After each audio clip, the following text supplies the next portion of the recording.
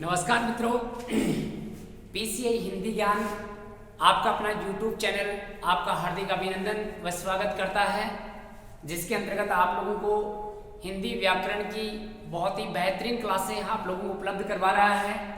आप मित्रों अपने यूट्यूब चैनल पीसीआई हिंदी ज्ञान को ज़्यादा से ज़्यादा शेयर कीजिए, जिससे आप लोगों के साथ साथ अपने मित्रों को भी कहीं न कहीं यहाँ पर ये सफलता मिल सके और आप लोगों के साथ साथ लोगों को भी फायदा मिल सके। मित्रों, इसी वीडियो क्रम में हम चल रहे हैं, जिसमें व्याकरण के अंतर्गत वर्ण विचार पढ़ चुके हैं, शब्द विचार चल रहा है और शब्द विचार अपने व्याकरण में दूसरे नंबर का टॉपिक आता है, जिसके अंतर्गत हम संज्ञा ज्ञान को पढ़ रहे हैं, संज्ञा शब्दों को हम पढ़ रहे हैं। तो मित्रों, यहाँ पर संज्ञा शब्दों में हम चले तो पीछे हमने संज्ञा शब्दों की परिभाषा जान ली है कि संज्ञा किसे कहते हैं। संसार में जितनी भी वस्तुएं दिखाई देती हैं और जिनको हम महसूस कर सकते हैं वो सब संज्ञा हैं। और संज्ञा शब्द 3 प्रकार के होते हैं और कुल प्रारूप हमें 5 देखने को मिलते हैं। तो मित्रों, आज हम इस वीडियो के साथ साथ संज्ञा के 3 रूप कंप्लीट रूप से पूरे करने वाले हैं। फिर अगले वीडियो में बाकी बचे हुए जो 2 रूप होंगे उनको हम पढ़ने वाले हैं। तो मित्रों, आपके सामने एक बार फिर से स्लाइड पर आप देख सकते हैं संज्ञा यहाँ लिखा है और संज्ञा के यहाँ भेद कितने लिखे हुए हैं, 3 लिखे हुए हैं और आगे 5 भेद भी स्वीकार किए जाते हैं। कुछ विद्वानों के अनुसार 2 भेद और स्वीकार किए जाते हैं, जो उन 2 भेदों को आज हम इस वीडियो में पढ़ने वाले नहीं है, अगले वीडियो में पढ़ेंगे। 3 भेद कौन कौन से हैं इनको हम विस्तार से जानेंगे और अपने एग्जाम के दृष्टिकोण से संज्ञा टॉपिक बहुत ही महत्वपूर्ण है। देखो मित्रों, आपके सामने लिखा हुआ एक तो कौन सा संज्ञा है, व्यक्तिवाचक संज्ञा है, दूसरा कौन सा है, जातिवाचक संज्ञा है और तीसरा कौन सा है, भाववाचक संज्ञा है। अब इनको हम देखें तो पिछले वीडियो में हमने इनको विस्तार से जान लिया है कि व्यक्तिवाचक संज्ञा कौन से होते हैं और जातिवाचक संज्ञा कौन से होते हैं। एक बार फिर से देख लेते हैं। जैसे आपके सामने लिखा है हिंद महासागर, तो ये किसी महासागर का नाम है। फिर आगे लिखा है भारत और अमेरिका, ये देशों के नाम है। राजस्थान और पंजाब लिखा है, ये राज्यों के नाम है। जयपुर किसी राजधानी का नाम है या नगर का नाम है। श्रीनगर, यहाँ कश्मीर लिखा है तो ये नगरों के नाम है। रवि किसी व्यक्ति विशेष का नाम है। कमल किसी व्यक्ति विशेष का नाम है। प्रेमचंद किसी लेखक का नाम है और नरेंद्र किसी व्यक्ति विशेष या नरेंद्र मोदी अपने देश के प्रधानमंत्री का नाम है। ऐसे हम चले तो नाम के अंतर्गत आ गए तो किस में आएंगे, व्यक्तिवाचक संज्ञा के अंतर्गत रहने वाले हैं। फिर मित्रों 2 नंबर पर लिखा है जातिवाचक संज्ञा, समूह है, वर्ग या जाति का बोध करवाने वाले जातिवाचक संज्ञा के अंतर्गत आते हैं। अब इसके अंतर्गत हम देखें, यहाँ लिखा है महासागर, महाद्वीप, देश, राज्य, जिला, तहसील, नगर, गांव, व्यक्ति, लेखक, मोदी, नेहरू, ऐसे कुछ शब्द लिखे हुए हैं जो हम पिछले वीडियो में इनको विस्तार से जान चुके हैं। अब मित्रों आज आगे चलते हैं तो भाववाचक संज्ञा चलेगा और भाववाचक संज्ञा शब्दों में हम देख लेते हैं कैसे होता है इनका निर्माण। तो आपके सामने लिखा है भाववाचक संज्ञा शब्दों का निर्माण होता है 5 प्रकार से, लेकिन इसके 6 प्रारूप देखने को मिलते हैं। कभी प्रश्न आ जाए कि भाववाचक संज्ञा शब्द कितने प्रकार के होते हैं, तो 6 प्रकार के होते हैं। निर्माण 5 प्रकार के शब्दों से होता है, जबकि कुल 6 प्रारूप हमें देखने को मिलते हैं जो भाववाचक संज्ञा के अंतर्गत आते हैं। अब मित्रों चलते हैं आगे। आपके सामने लिखा हुआ है जो हमने पिछले वीडियो में पढ़ा था, उसका हम एक बार फिर से 1 मिनट में रिवीजन कर लेते हैं। यहाँ पर लिखा कुछ शब्द बोलते होते हैं व्यक्तिवाचक, लेकिन वो जातिवाचक का कार्य करते हैं, इस वजह से उनको जातिवाचक में रख लिया जाता है। यहाँ पर आपको सीधा फॉर्मूला बताया था, अगर ये व्यक्तिवाचक स्वयं के लिए आते हैं तो स्वयं व्यक्तिवाचक में ही रहेंगे, और अगर ये व्यक्तिवाचक दूसरे के लिए आते हैं तो ये दूसरे के लिए आते ही किस में चले जाएंगे, जातिवाचक में जाने वाले हैं। अब कैसे जाते हैं ये जातिवाचक में, ये आपके सामने लिखा है। मित्रों आपके सामने यहाँ लिखा है, देखिए व्यक्तिवाचक संज्ञा, और इन सभी नामों में व्यक्तिवाचक संज्ञा रूप होगा क्योंकि ये हम पीछे जान चुके हैं। सीता किसी का नाम है, सावित्री, जयचंद, विभीषण, रावण, श्रीनगर और कश्मीर, ये कहीं न कहीं किसी व्यक्ति विशेष या किसी नगर के नाम आपके सामने प्रस्तुत हो रहे हैं। अब मित्रों इन्हीं को हम देखें, ये अगर स्वयं के लिए आए तो ये किस में रहेंगे, व्यक्तिवाचक में रहने वाले हैं, और अगर यही शब्द स्वयं के लिए नहीं आकर दूसरे के लिए आते हैं तो ये दूसरे के लिए आते ही किसमें चले जाएंगे मित्रों, जातिवाचक में चले जाएंगे। किसमें जाएंगे, जातिवाचक संज्ञा में जाएंगे। अब कैसे ये जातिवाचक में जाते हैं इनको हम देखते हैं। देखिए अब यहाँ पर लिखा है उदयपुर, उदयपुर तो राजस्थान का कश्मीर है। अब बताइए ये कश्मीर शब्द क्या स्वयं के लिए आ रहा है, नहीं सर ये स्वयं के लिए नहीं आकर किसके लिए आ रहा है, ये उदयपुर के लिए आ रहा है, मतलब किसी दूसरे नगर के लिए आ रहा है। तो किस में जाएगा दोस्तों, ये जातिवाचक संज्ञा के अंतर्गत चला जाएगा। यहाँ देखिए इस वाक्य में प्रयुक्त शब्दों को देख लेते हैं। उदयपुर स्वयं के लिए आ रहा है तो बिल्कुल व्यक्तिवाचक संज्ञा ही। राजस्थान स्वयं के लिए आ रहा है तो राजस्थान में व्यक्तिवाचक संज्ञा है। कश्मीर स्वयं के लिए नहीं आ रहा, इस वजह से किसमें जाएगा, जातिवाचक संज्ञा के अंतर्गत जाने वाला है। तो ऐसे आपको विशेष रूप से ध्यान रखना है, अगर स्वयं के लिए आ जाए तो स्वयं की कैटेगरी में रहेगा और स्वयं के लिए नहीं आए तो दूसरी कैटेगरी में जाएगा और दूसरी कैटेगरी एक ही है।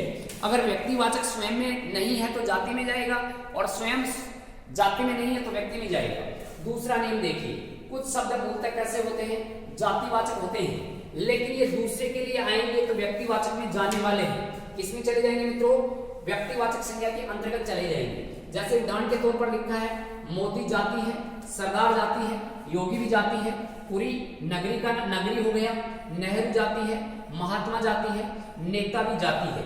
अगर ये स्वयं के लिए आए, जैसे लिखा हुआ है कि नेता बनना अच्छा है तो यहाँ पर नेता शब्द जातिवाचक संज्ञा है। ये सरदार की जाति से बिलोंग करते हैं तो सरदार जातिवाचक है। ये नेहरू परिवार से बिलोंग करते हैं तो नेहरू जातिवाचक संज्ञा है। ये मोदी परिवार से बिलोंग करते हैं तो ये मोदी जातिवाचक संज्ञा है। और ये योगी परिवार से बिलोंग करते हैं तो योगी जातिवाचक संज्ञा रहने वाला है। लेकिन अगर ये दूसरे के लिए आ जाए तो ये व्यक्तिवाचक संज्ञा में जाएंगे। जैसे आपके सामने लिखा है दूसरे के लिए, नेहरू जी हमारे प्रथम पीएम थे तो यहाँ नेहरू जी आ गया है और नेहरू जी किसी एक व्यक्ति के लिए आ रहा है जो हमारे देश के पहले पीएम थे और वो कौन थे दोस्तों, जवाहरलाल नेहरू थे। तो यहाँ पर ये नेहरू जी किसके लिए आया, जवाहरलाल नेहरू के लिए आया और जवाहरलाल नेहरू किसी का नाम है तो व्यक्तिवाचक संज्ञा के अंतर्गत चला जाएगा। ऐसे ही हम दूसरा वाक्य देख लेते हैं। आपके सामने लिखा है कि नेताजी ने आजाद हिंद फौज का गठन किया। अब नेता शब्द अगर आ जाए स्वतंत्र रूप से कि बताओ नेता में संज्ञा का रूप कौन सा है, तो यहाँ पर मित्रों जातिवाचक रहने वाला है, जातिवाचक। लेकिन ये नेता देखिए यहाँ किसके लिए आ रहा है, यहाँ पर नेता सुभाष चंद्र बोस के लिए आ रहा है। किसके लिए आ रहा है मित्रों, सुभाष चंद्र बोस के लिए आ रहा है और सुभाष चंद्र बोस एक व्यक्ति विशेष का नाम है तो यहाँ पर नेताजी शब्द में व्यक्तिवाचक संज्ञा रूप हो जाएगा। फिर मित्रों चलते हैं आगे। तीसरा नियम इसमें यह है कि कोई भी शब्द अगर एक वचन से बहुवचन बन रहा है तो बहुवचन बनने वाले शब्द सभी किसमें जाएंगे दोस्तों, जातिवाचक में जाने वाले हैं। सीधा ही चलते हैं। ये दूरी शब्द है और दूरी एक भाववाचक संज्ञा शब्द है और भाववाचक संज्ञा शब्द से दूरियां बन गया, ये जातिवाचक में चला गया। गरीब एक विशेषण है। गरीब क्या है मित्रों, विशेषण शब्द है, लेकिन गरीब में हमने ओकारांत शब्द जोड़ा तो ये बहुवचन बन गया और ओकारांत बनते ही बहुवचन बनता है तो ये जातिवाचक में गया। जयचंद व्यक्तिवाचक संज्ञा है लेकिन जय चंदो ये जातिवाचक बन चुका है। ऐसे ही मित्रों आगे हम चले तो तीसरा भेद आपके सामने लिखा हुआ है भाववाचक संज्ञा। भाववाचक संज्ञा को हम पहले इसकी परिभाषा जान लेते हैं कि भाववाचक संज्ञा होता कहाँ है। आपके सामने लिखा है देखिए, ऐसे शब्द जो केवल मन से महसूस किए जाते हैं, जिनको खुली आंखों से देख नहीं सकते, केवल मन की आंखों से देख सकते हैं, अर्थात जिनको अनुभव किया जाता है, वो सभी भाववाचक संज्ञा के उदाहरण होते हैं। अब यहाँ पर यही परिभाषा लिखी हुई है, महसूस, मन से महसूस किए जाने वाले शब्द क्या कहलाते हैं, भाववाचक संज्ञा शब्द कहलाते हैं। अब आपके सामने लिखा है आगे कि भाववाचक संज्ञा शब्दों का निर्माण 5 प्रकार के शब्दों से होता है, जबकि कुल कितने प्रकार के शब्द होते हैं दोस्तों, 6 प्रकार के शब्द होते हैं। अब यहाँ 5 प्रकार के शब्दों से निर्माण कौन कौन से होता है तो एक बार देख लो, इनकी परिभाषा भी हो गई है। जातिवाचक शब्दों से बनेंगे, सर्वनाम शब्दों से बनेंगे, विशेषण शब्दों से बनने वाले हैं। कौन से शब्द से बनने वाले हैं मित्रों, विशेषण शब्दों से बनने वाले हैं। विशेषण के बाद में हम आगे चलेंगे। तो यहाँ पर दोस्तों आपके सामने लिखा है, यहाँ पर देखिए विशेषण शब्दों से हो गई, 3 तो ये हो गई। चौथा नंबर का क्रिया शब्दों से बनते हैं। 5वें नंबर का अव्यय शब्दों से बनते हैं। इनसे बनने के बाद में ये क्या बन जाते हैं दोस्तों, भाववाचक संज्ञा शब्द बन जाते हैं। इनमें कोई ना कोई हम क्या जोड़ते हैं, प्रत्यय जोड़ते हैं, और प्रत्यय जुड़ने के बाद में ये क्या बन जाते हैं, भाववाचक बन जाते हैं। अब यही सामने लिखा है, इन शब्दों में कोई प्रत्यय जोड़ेंगे तो जोड़ने पर क्या बन जाएंगे, भाववाचक बन जाते हैं। अब इसका उदाहरण सबसे पहले हम जातिवाचक से ही शुरू करते हैं। जातिवाचक संज्ञा हम पीछे पढ़ चुके हैं। किसी समूह, समुदाय, किसी वर्ग आदि का बोध या आदि को प्रकट करने वाले शब्द जातिवाचक संज्ञा के अंतर्गत जाते हैं। और इन जातिवाचक शब्दों में दोस्तों क्या जोड़ेंगे, प्रत्यय जोड़ेंगे। तो प्रत्यय जुड़ने पर ये क्या बनने वाले हैं, भाववाचक संज्ञा बनने वाले हैं। देखो बच्चा, बच्चा एक जाति, एक वर्ग विशेष हो गया, और बच्चा में हमने क्या जोड़ा, पन जोड़ा, तो शब्द मित्रों क्या बन गया, बचपन। अब ये बचपन शब्द है, केवल महसूस किया जाता है, अनुभव किया जाता है, तो बच्चा तो जातिवाचक संज्ञा है, लेकिन ये बचपन शब्द कैसा हो गया, तो मित्रों ये भाववाचक संज्ञा हो गया। महात्मा एक जाति हो गई, और महात्मा में हमने ये जोड़ा तो महात्म्य बन गया। क्या बन गया मित्रों, महात्म्य। यहाँ पर आपको एक बात और ध्यान रखनी है, कभी भी किसी शब्द में ये प्रत्यय जुड़े तो मूल शब्द के पहले अगर ए होता है तो वो किस में बदल जाता है मित्रों, आ में बदल जाता है। और बिल्कुल महात्म्य शब्द ये शुद्ध है। शुद्धि अशुद्धि में बहुत बार पूछा हुआ है कि महात्म्य में शुद्ध कौन सा है, तो ये मित्रों गलत है, और ये क्या रहने वाला है, सही रहने वाला है। मित्र शब्द हमने पीछे पढ़ा, मित्र में जोड़ा हमने क्या, ता, तो शब्द क्या बन गया मित्रों, मित्रता। अब ये मित्रता शब्द भाववाचक संज्ञा शब्द हो गया। ऐसे ही मित्रों आपके सामने लिखा है दोस्त, और दोस्त में क्या जोड़ा, ई, तो शब्द क्या बन गया, दोस्ती।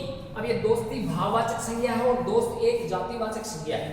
पुरुष लिखा है, पुरुष में जोड़ा है, तो शब्द बन गया पौरुष। पौरुष एक भाववाचक संज्ञा शब्द है, और पुरुष एक जातिवाचक है। ऐसे मान लो शब्द आ जाए युवा, और युवा में हम क्या जोड़े मित्रों, अन जोड़े, तो शब्द क्या हो जाएगा, यौवन। अब ये यौवन शब्द भाववाचक संज्ञा शब्द बन चुका है। युवा एक जाति है, लेकिन यौवन एक भाववाचक संज्ञा शब्द है। ऐसे ही मित्रों और भी विभिन्न शब्दों के साथ जोड़कर हम लिख सकते हैं कि देखो ये जवान है, जवान। अब जवान में आप मित्रों ई जोड़ो, क्या बन गया, जवानी बन गया। क्या बन गया है, जवानी बन गया है। अब ये जवान में ई जोड़ा, जवानी बन गया। बूढ़ा में आपा जोड़ेंगे, क्या बनेगा, बूढ़ापा बनेगा। तो ऐसे ये शब्द बदलने वाले हैं मित्रों, ये भाववाचक संज्ञा बन गए हैं। ऐसे ही आगे हम चले तो मित्रों 2 नंबर पर लिखा है सर्वनाम शब्द, और सर्वनाम शब्दों में क्या जोड़ेंगे, प्रत्यय, और प्रत्यय जुड़ते ही बनने वाला है क्या, भाववाचक शब्दों का निर्माण हो रहा है। यहाँ पर दोस्तों अपना लिखा है, और अपना में हमने क्या जोड़ा, पन जोड़ा। क्या बन गया दोस्तों, अपनापन बन गया। पराया में भी पन जोड़ा, क्या बना, परायापन बना। अहम, अहम मैं के भाव को अहम कहते हैं। मतलब यह है कि ये जो मैं है, मैं, इसी को हम क्या कहते हैं, अहम कहते हैं। और अहम में कार जब जुड़ जाता है तो शब्द क्या बन जाता है, अहंकार जुड़ जाता है। कहते हैं कि उसको अहंकार आ गया है, उसमें मैं की भावना आ चुकी है, ये अहम की भावना आ चुकी है। मम लिखा है, और मम में जोड़ेंगे ता तो शब्द क्या हो जाएगा, ममता। और मम में तव जोड़ेंगे तो शब्द क्या बनेगा, ममत्व बनने वाला है। मित्रों आपका प्रश्न अभी कमेंट बॉक्स में एक बच्चे ने लिखा था, सर सागर किसी नाम के लिए आ जाए तो क्या करें। तो सागर अगर नाम के लिए आएगा तो व्यक्तिवाचक में ही जाएगा वो, और सागर वैसे लिखा है तो ये जातिवाचक संज्ञा में जाने वाला है। वही बात यहाँ पर भी आप कह सकते हैं कि सर ममता किसी व्यक्ति के लिए आ जाए तो व्यक्तिवाचक संज्ञा में जाएगा, और वैसे अगर ममता शब्द को पूछा जाए तो मित्रों इसका सही स्थान है भाववाचक संज्ञा। और आ जाए ममता मेरी बहन है, तो यहाँ ममता शब्द अब व्यक्तिवाचक बन चुका है। ऐसे मान लो पूछ लिया जाए, लिखा हुआ है ममता महेश की बहन है, तो वहां पर ममता शब्द में व्यक्तिवाचक संज्ञा रूप हो जाएगा। लेकिन ममता को पूछा जाए स्वतंत्र रूप से तो भाववाचक ही रहेगा। ऐसे आ जाए, या फिर आ जाए कि माँ की ममता अनुपम होती है, तो वहां पर भी ममता शब्द भाववाचक संज्ञा में जाएगा। सर्व लिखा है, सर्व का मतलब होता है सभी, और सभी का भाव प्रकट करने वाला सर्व जोड़ते ही सर्वस्व हो जाता है। तो ये मित्रों भाववाचक संज्ञा बन चुका है। फिर मित्रों आपके सामने लिखा है 3 नंबर पर विशेषण शब्द आते हैं। संज्ञा और सर्वनाम की विशेषता बताने वाले शब्दों को हम विशेषण कह सकते हैं। और विशेषण शब्दों में क्या जोड़ेंगे मित्रों? पढ़ते, और पढ़ते जुड़ने पर ये क्या बन जाएंगे? भाववाचक बनने वाले हैं। तो यहाँ पर उदाहरण देखिए, सुंदर, सुंदर बालक, बालक की विशेषता प्रकट हो रही है। बालक एक संज्ञा है, संज्ञा की विशेषता बताई जाती है, उनको विशेषण कहते हैं। मतलब संज्ञा और सर्वनाम के बारे में जो भी कहा जाएगा, जो कहा जाएगा वो विशेषण होगा। देखो सुंदर बालक, यहाँ पर देख लेते हैं सुंदर बालक। अब यहाँ बताइए मित्रों किसकी विशेषता हो रही है? बालक की। और बालक एक जातिवाचक संज्ञा है। कैसा संज्ञा है? जातिवाचक संज्ञा। और बालक की विशेषता किस शब्द से हो रही है? सुंदर से। और सुंदर में हमने क्या जोड़ा? ता। तो शब्द क्या बन गया मित्रों? सुंदरता बन गया। बहुत कंफ्यूजन करते हैं ये शब्द को, आराम से समझिए। सुंदरता शब्द लिखा है सुंदर, और सुंदर में ये जोड़ेंगे शब्द क्या बन गया मित्रों? सौंदर्य बन गया है। और सौंदर्य, सीधा प्रश्न आ जाए कि माधुर्य और सौंदर्य शब्द कैसे हैं? तो ये भाववाचक है, विशेषण नहीं है। मधुर विशेषण है। मधुर वाणी, कैसी वाणी? मधुर। लेकिन मधुर में ता जोड़ेंगे मधुरता बनेगा, और मधुर में ये जोड़ेंगे तो माधुर्य बनेगा, जो भाववाचक बन जाएगा। गरीब में ई जोड़ा, क्या बना मित्रों? गरीबी। गरीब आदमी, कैसा आदमी? गरीब तो ये विशेषण है, और गरीबी उसका भाव है। अमीर आदमी, कैसा आदमी? अमीर। अमीर में ई जोड़ा, क्या बन गया मित्रों? अमीरी। अच्छा आदमी, कैसा आदमी? अच्छा। अच्छा में क्या जोड़ा? आई, तो क्या बन गया मित्रों? अच्छा ही बन गया। बुरा आदमी, कैसा आदमी? बुरा। और बुरा में भी क्या जोड़ा? आई, तो बुराई बन गया है। क्या बन गया मित्रों? बुराई बन गया है। ऐसे ही ये भला आदमी, कैसा आदमी? भला। भला में आई जोड़ा, क्या बना? भलाई बन गया। बड़ा आदमी, कैसा आदमी? बड़ा। तो ये बड़ाई बन गया। मतलब ये है कि कैसा शब्द अगर पुल्लिंग के साथ लगाकर देखेंगे और इसका उत्तर जो मिलेगा उसी में विशेषण होता है। अब यहाँ सभी उत्तर हम निकाल सकते हैं। देखिए, कैसा आदमी? बड़ा। कैसा आदमी? भला। कैसा आदमी? बुरा। कैसा आदमी? अच्छा। कैसा आदमी? अमीर। कैसा आदमी? गरीब। तो ये सारे विशेषण रहने वाले हैं। ऐसे ही मान लो मित्रों आपके सामने लिखा हुआ है, देखिए सुंदर बालक, कैसा बालक? सुंदर। अच्छा बालक, कैसा बालक? अच्छा। तो ये विशेषण होते हैं।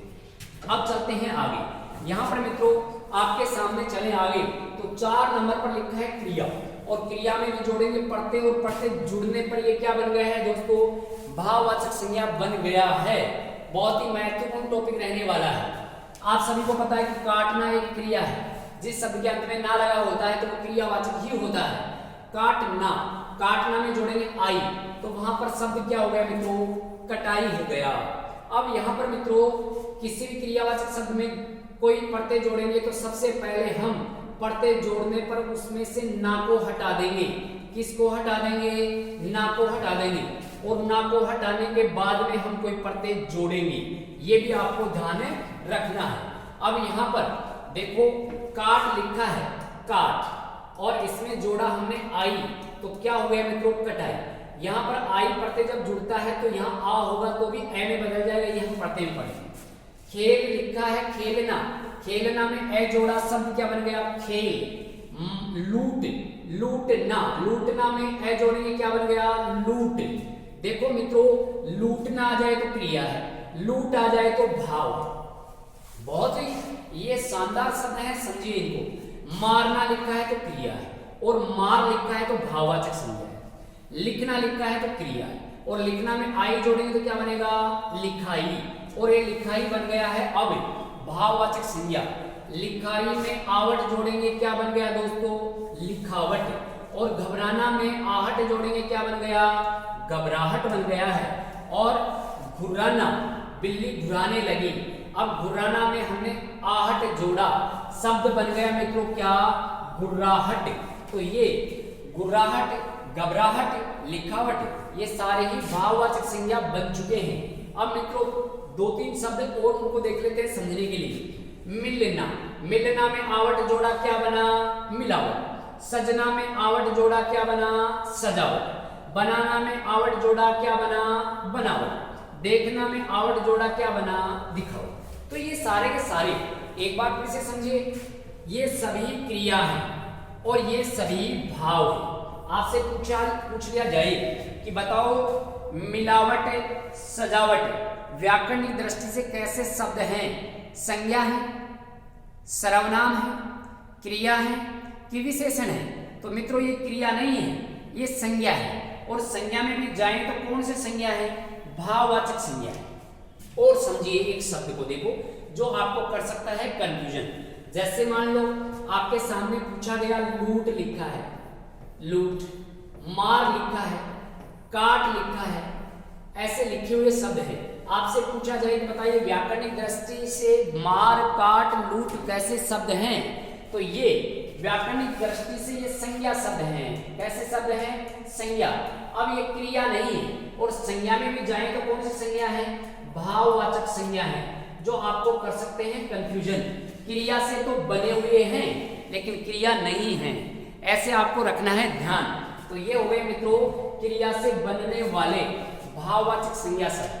अब चलते हैं आगे अव्यय। और अव्यय में हमने क्या जोड़ा? प्रत्यय। और प्रत्यय में जुड़ने से क्या बन गया? भाववाचक संज्ञा बन चुका है।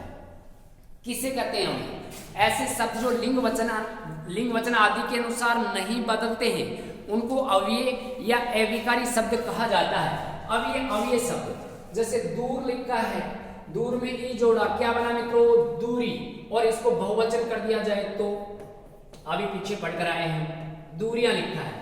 एक ही शब्द की अलग अलग कैटेगरी हो गई। देखिए तो यही होता है समझना, रटना। ये दो बातें हैं, रटने से कुछ फायदा नहीं होने वाला। समझिए दूर एक अव्यय है। दूर कैसा है? अव्यय। लेकिन दूरी भाववाचक है। दूरी कैसा शब्द है? भाववाचक। और दूरियां ये जातिवाचक संज्ञा है। पीछे हम पढ़कर आए हैं कि बहुवचन वाले जातिवाचक में जाने वाले हैं। निकट एक अव्यय है, ता जोड़ा क्या बन गया? निकटता, भाववाचक बन गया। नजदीक एक अव्यय है, ई जोड़ते क्या बन गया? नजदीकी। तो ये बन गया है मित्रों भाववाचक। भीतर, भीतर एक अव्यय है लेकिन भीतरी एक भाववाचक संज्ञा है। और ऐसे ही बाहर लिखा है, बाहर एक अव्यय है और बाहरी एक क्या है मित्रों? तो ये भाववाचक संज्ञा है। जैसे आपके सामने लिखा है तेज, ये एक अव्यय है। और तेज का भाववाचक बनाएंगे तो क्या जोड़ देंगे? इसमें ई जोड़ देंगे, शब्द क्या हो जाएगा? तेजी हो जाएगा। तो मित्रों तेज तो अव्यय है लेकिन तेजी क्या बन गया? अभी यहां पर तेजी बन गया है, ये भाववाचक संज्ञा। और आजकल बाजार में तेजियां बहुत बढ़ गई हैं। तेजियां बहुवचन बन जाए तो बता रहा हूं, बहुवचन बनेगा तो ये जातिवाचक में जाने वाला है। ऐसे ही मित्रों लास्ट में हम चलते हैं तो यहाँ पर 6 नंबर पर चलेंगे स्वतंत्र भाववाचक संज्ञा। भाववाचक संज्ञा शब्दों का निर्माण होता तो 5 प्रकार के शब्दों से ही है, लेकिन छठा प्रकार इसमें कोई प्रत्यय जोड़ने की आवश्यकता नहीं होती और इसको कहते हैं स्वतंत्र भाववाचक संज्ञा। सुनिए, प्रेम शब्द है, भाववाचक संज्ञा है। प्यार शब्द है, भाववाचक है।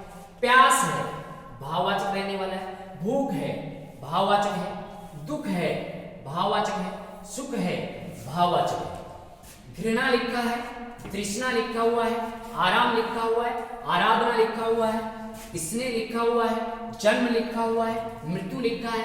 आदि शब्द, ये आदि शब्द कैसे हो जाएंगे? स्वतंत्र भाववाचक संज्ञा शब्द हो जाएंगे। यहां से आपको एक प्रश्न और याद रखना है जो अपने एग्जाम के दृष्टिकोण से ये महत्वपूर्ण हो सकता है। इन सभी शब्दों में अगर मान लो कोई प्रत्यय जोड़ देंगे, क्या जोड़ देंगे मित्रों? प्रत्यय। जिस शब्द में जुड़ने वाला है, प्रत्यय जुड़ने पर पीछे तो हमने पढ़े कि प्रत्यय जुड़ते ही भाववाचक बनेंगे, लेकिन ये तो पहले से ही भाववाचक है, स्वतंत्र भाववाचक। और इन स्वतंत्र भाववाचक में कोई प्रत्यय जोड़ेंगे तो मित्रों ये प्रत्यय जुड़ने पर ये बन जाते हैं विशेषण। क्या बन जाते हैं दोस्तों? विशेषण बन जाते हैं। जैसे प्यार लिखा हुआ है और प्यार में हम आ जोड़ेंगे, क्या बन गया दोस्तों? प्यारा बन गया है। और यहाँ पर प्यारा शब्द एक विशेषण बन गया। कैसे बना सर? देखिए, प्यारा बालक। कैसा बालक है? प्यारा। देखो यहाँ पर भी कैसा का उत्तर मिल रहा है तो प्यारा हो गया। प्रेमी आदमी, ई जोड़ते ही क्या बन गया? प्रेमी। तो प्रेमी विशेषण बन गया है। ऐसे ही ये सभी शब्द अगर कहीं न कहीं इनमें जोड़े तो ये बन जाएंगे विशेषण। जैसे मान लो यहाँ पर दुखी आदमी है या सुखी आदमी है, यहाँ पर बन गया सुख और सुख में जोड़िए ई, यहाँ पर बन जाएगा सुखी और सुखी बन गया है विशेषण। सुखी क्या बन गया है? विशेषण, जबकि सुख क्या है? भाववाचक संज्ञा है। तो ऐसे शब्दों को समझिए, बहुत ही शानदार क्लास आप लोगों के लिए रहने वाली है। इनको आराम से समझिए, एक बार नहीं 2 बार देखिए, 2 बार देखेंगे, बार बार देखेंगे तो बिल्कुल ही आपको समझ में आने वाला है। करत करत अभ्यास जड़मत हो सुज्ञान, रस्सी आवत जाय से सिल पर पड़े निशान। दोस्तों, साथियों, मित्रों, आप लोगों को बता दें कि बार बार अभ्यास करेंगे तो आराम से पता चलेगा कि इस शब्द का अर्थ ये होगा और ये ऐसे बना हुआ है। तो देखो, अभ्यास से बढ़कर कुछ नहीं है। कर्म कीजिए, फल की इच्छा मत करिए। आप केवल कर्म करें लगातार अभ्यास के साथ, तो आपको सफलता जल्दी मिलने वाली है। ये हमारी कामनाएं आपके साथ हैं, शुभकामनाएं आपके साथ हैं। हम आपको पूरी तरह से बहुत ही शानदार तरीके से प्रयासरत रहकर शानदार तरीके से आपको बताने वाले हैं। केवल आप चलते जाइए हमारे पीछे पीछे और इनको आप केवल देखते जाइए। कोई बात नहीं, शेयर करो तो कर देना, आपको अच्छा लगे। लेकिन अगर मान लो शेयर नहीं करो तो खुद तो देखो दोस्तों, खुद तो अपनी जिंदगी बनाओ। यहाँ पर देखकर हम आराम से हिंदी को समझ सकते हैं। ये है भी आपके लिए आज का ये कंटेंट, जो संज्ञा ज्ञान आपको बताया गया है। आगे वाली क्लास में बचा हुआ संज्ञा कंप्लीट होने वाला है। 3-4 क्लासों में अपना संज्ञा टॉपिक कंप्लीट हुआ। ऐसे मित्रों, अगली क्लास में और हम आएंगे, आपसे रूबरू होंगे। तब तक दे अपने दोस्त को इजाजत। मित्रों, ठीक है, आप अपना ध्यान रखिए, अपनी जगह स्वस्थ होंगे, मस्त होंगे, आराम से रहिए और घर बैठे बैठे आप फायदा उठाइए। ठीक है, जय हिंद, जय भारत।